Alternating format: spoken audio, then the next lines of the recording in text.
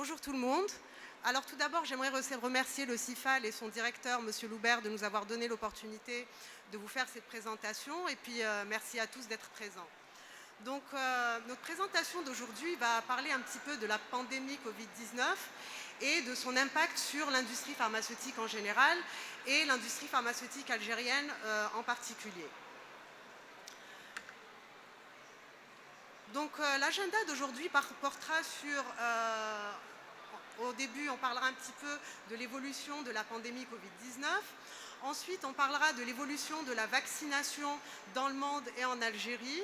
Après cela, on parlera un peu de l'impact de la pandémie sur le marché pharmaceutique mondial. Ensuite, on fera un petit focus sur le marché pharmaceutique algérien, donc de l'impact de la pandémie sur le marché pharmaceutique algérien. Et puis enfin, on verra un petit peu les perspectives du marché pharmaceutique. Voilà. Donc, comme je le disais à l'instant, on va un petit peu voir quel est le niveau, disons, des cas de Covid-19 dans le monde et en Algérie. Vous avez ici deux graphes. Donc à votre gauche, vous avez le graphe qui représente le niveau de contamination dans le monde et à votre droite, vous avez le graphe qui représente le niveau de contamination en Algérie. Donc comme vous pouvez le voir, les nouveaux cas ont commencé un petit peu en mars 2020. Alors on sait tous qu'en Chine, ça a commencé vers la fin 2019, mais dans les autres pays, donc dans le monde, ça a commencé en mars 2020. On a commencé à avoir les cas qui commençaient à augmenter. On a eu un premier pic. Ensuite, on a eu un petit peu les mesures restrictives, donc le confinement, le port du masque et tout ça, qui fait que le nombre de cas a commencé à diminuer. Mais bien sûr, quand on voit que les cas diminuent, il y a relâchement de la population, les gens ont arrêté de porter leur masque, il y a eu regroupement, et on a eu un deuxième pic.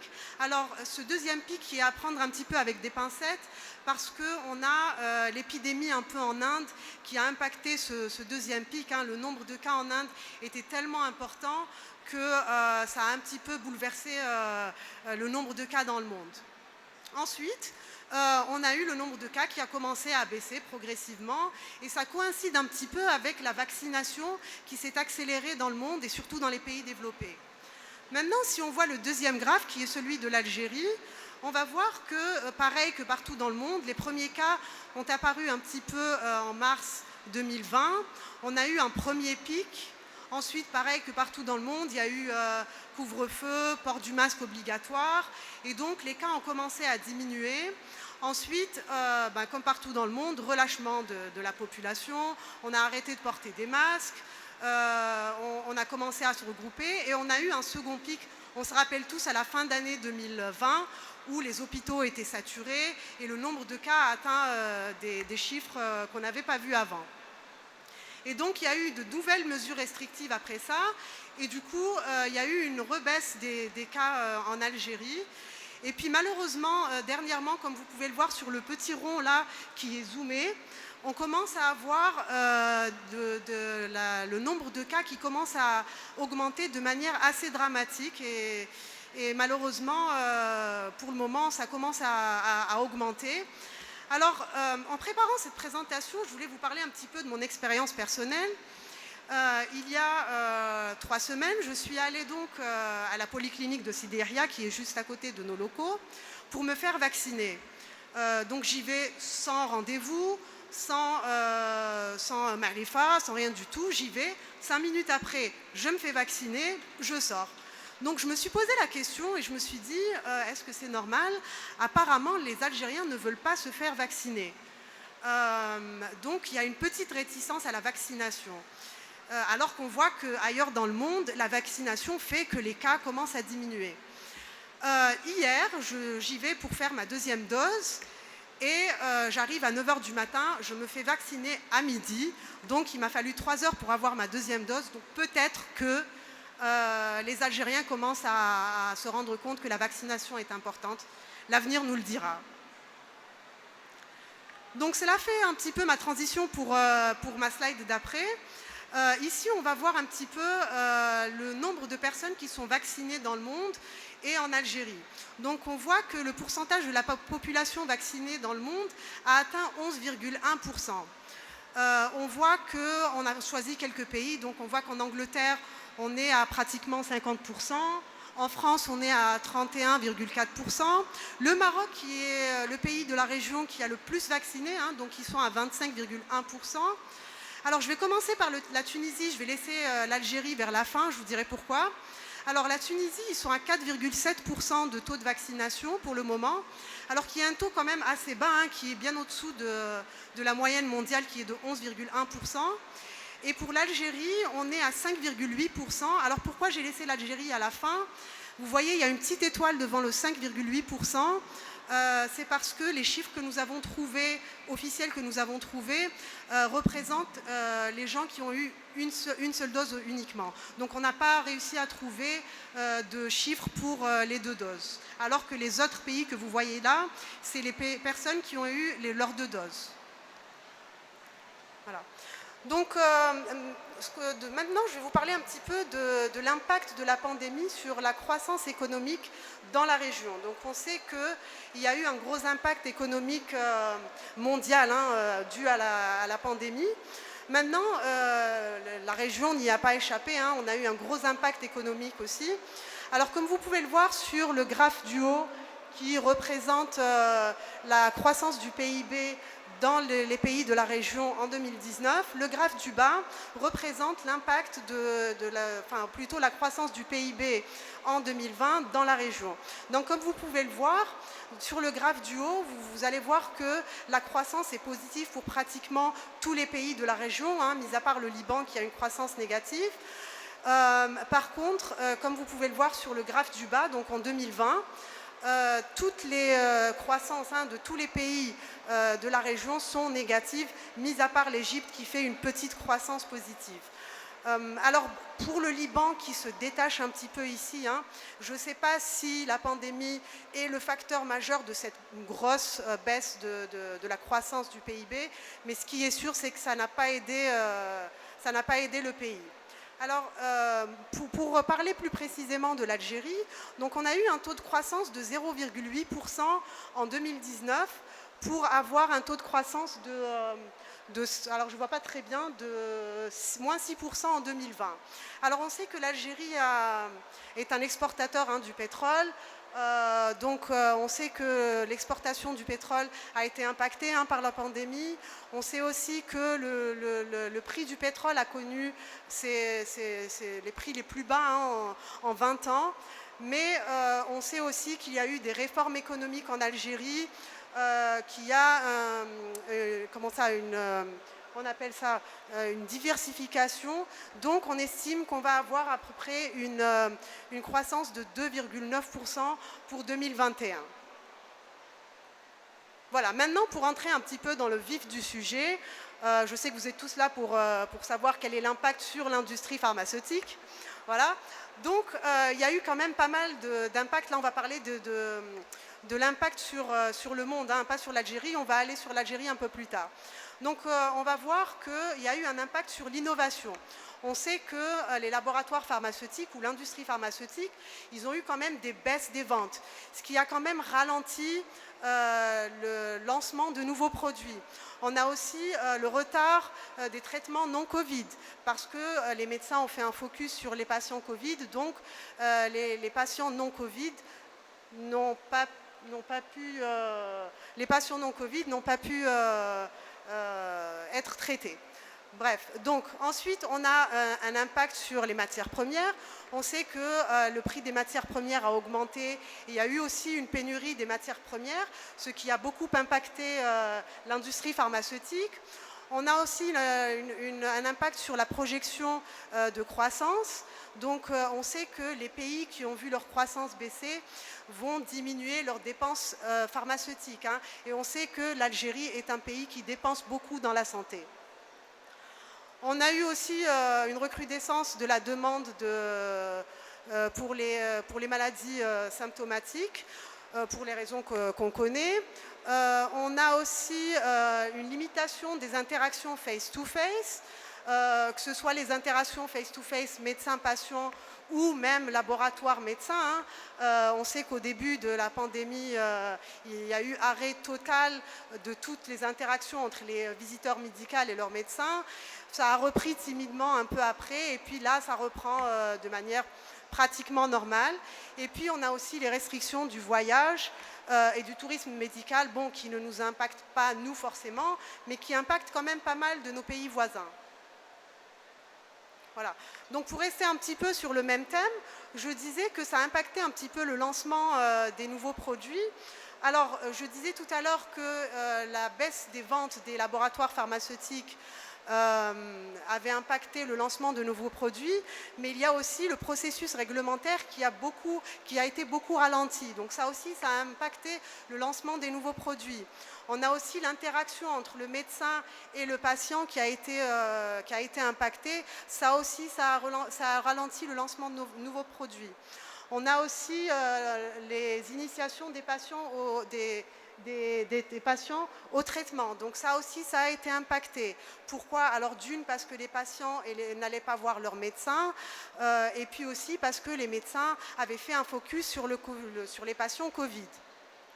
Alors sur une note un peu plus positive, on s'est rendu compte que la pandémie n'avait pas forcément impacté la chaîne de distribution. C'est-à-dire que dans la région, c'est-à-dire que finalement la chaîne de distribution a continué de manière tout à fait normale. Et enfin, on a une sensibilisation accrue, c'est-à-dire que les patients ont été sensibilisés, ont commencé à se protéger, à prendre des médicaments, et aussi on a une croissance de la digitalisation. Donc on a la digitalisation qui a commencé on en reparlera un peu plus tard, mais on a la digitalisation qui est rentrée dans notre région, ce qui n'était pas le cas avant. Alors là, je vais vous parler un petit peu de l'effet stockage qui s'est produit enfin, partout dans le monde au début de la pandémie. Donc ce qui s'est passé, c'est qu'au premier trimestre de 2020, on a eu un effet stockage et on a eu des ventes exceptionnelles, des produits partout dans le monde et aussi en Algérie. Donc comme vous pouvez le voir, on a un graphe qui est à votre gauche qui représente les pays développés, celui de votre droite qui représente les pays émergents. Donc vous allez voir que les deux graphes se superposent pratiquement, donc il y a eu pratiquement le même schéma partout dans le monde. Et donc vous allez voir qu'il y a eu un effet stock en Q1, ensuite il y a eu une grosse baisse en Q2, et puis après c'est revenu vers la normale, et puis on a eu des croissances relativement normales. Alors le seul qui se détache ici, c'est un petit peu le graphe respiratory ici, que vous allez voir parce que dans les pays développés, on a utilisé les inhalateurs, les produits un petit peu pour l'asthme, ce qu'on n'a pas fait ici dans les pays émergents. Donc c'est un petit peu ce que je disais à l'instant, mais là on fait un focus sur l'Algérie.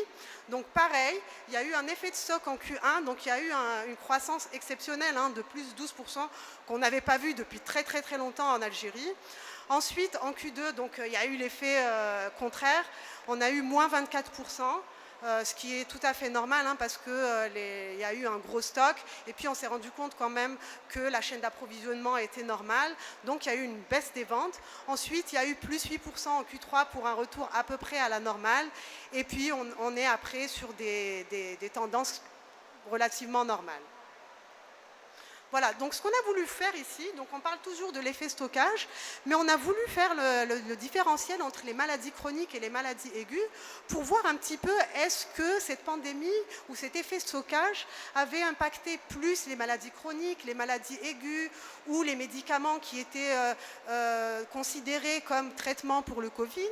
Et on s'est rendu compte qu'en fait, pas du tout. Toutes les aires thérapeutiques ont eu un petit peu le même effet stockage. Vous allez voir qu'on a l'hypertension artérielle qui a eu plus 19%. On a eu aussi les insulines qui étaient à plus 32%. Les antibiotiques à plus 23%. Et puis la toux et le rhume à plus 19%. Donc on voit bien que cet effet stockage a impacté toutes les aires thérapeutiques et pas uniquement les aires thérapeutiques qui étaient un petit peu considérées comme traitement Covid. Voilà. Donc je parlais tout à l'heure de la digitalisation et ce qu'on a fait, donc ce qu'Acuvia a fait au début de la pandémie, on a voulu voir un petit peu ce que pensaient les médecins et les patients de la digitalisation parce que de toutes les façons, on va être obligé d'en arriver là. Donc on a pris un panel de médecins et un panel de patients, on leur a posé des questions pour savoir un petit peu ce qu'ils pensaient de la digitalisation. Donc vous avez à votre gauche les médecins et à votre droite les patients. Et donc on voit que 40% des professionnels de la santé nous ont dit qu'ils étaient déjà sur des groupes WhatsApp, sur des sites, sur des blogs. Donc ils étaient déjà un petit peu actifs dans le digital. Ensuite, on a plus de 50% qui nous ont dit que la digitalisation avait beaucoup augmenté après la pandémie. Alors, on voit que plus de 30% des patients disent qu'ils ont, par exemple, une montre connectée. Donc, ils commencent à être un petit peu dans le digital. On a aussi près de 50% qui sont ouverts à des consultations, qui sont ouverts à des consultations en ligne, alors qu'avant, ce n'était pas vraiment le cas. On a aussi près de 40% d'entre eux qui choisissent leur médecin d'après les avis qu'ils voient sur Internet.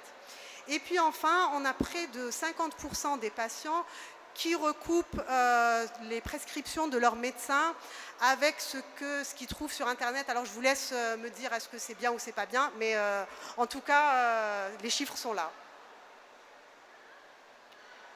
Voilà. Et pour finir, enfin, sur une note positive, on voit ici un petit peu que la croissance du marché pharmaceutique mondial va croître de 4,3% à horizon 2025 et sur la région, on va avoir une croissance positive de 6,8% sur la même période. On sait que beaucoup d'industries ont été impactées et vont être impactées par rapport à la pandémie et donc on voit quand même que l'industrie pharmaceutique est l'un des secteurs qui est un peu le moins impacté.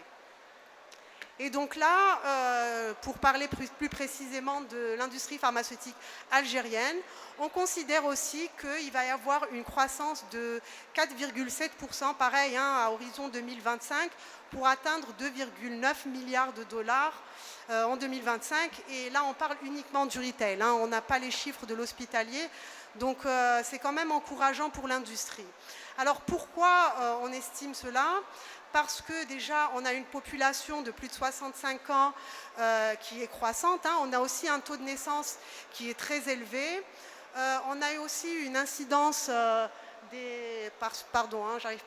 une incidence croissante des maladies non transmissibles. On a aussi une amélioration des taux de diagnostic.